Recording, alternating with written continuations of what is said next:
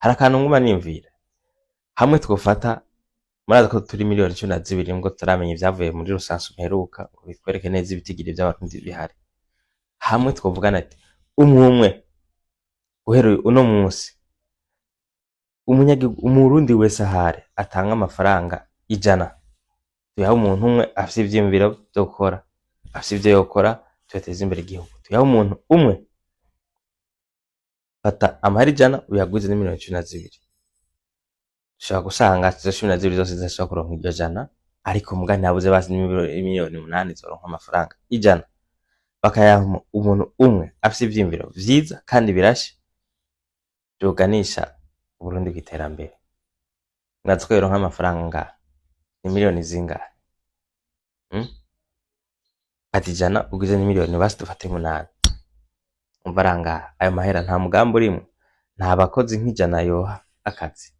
Aho nafashe umuntu umwe, bukeye turahaye n'ubundi tukabigira mu kiringo c'ukwezi imisi 30. Twaturonse aba miliyoneri 30 bashobora gutanga ubuzi n'imiburiburi ku bantu 10. Fata abantu 10 ugwize n'abantu 30 twahaye imitahe kubera amafaranga 100 gusa, sanfra. Mwumva twogerahe tubikoze mu kwezi kumwe, tufate twihaye ikiringo c'umwaka umwe tubigenza gutyo.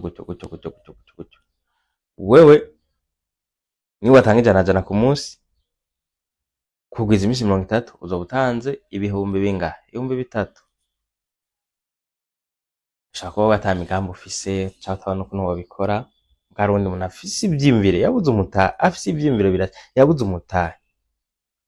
Uwo muntu nitwamuha 100 turahana miliyoni 8. Umva rangaha ntawe isa miliyoni zirimo, nta miliyoni 800 zirimo. Umva gute bagenzi? Umva gute? Ayo mahera niyo hakazi abajene bangahe tubigize umwaka. Ikibuze rero si ikindi, nico kintu nico nyene kibuze, nico cyo gufashanya, nico cyo kwigungirako. Dushaka je ngume ndi hejuru.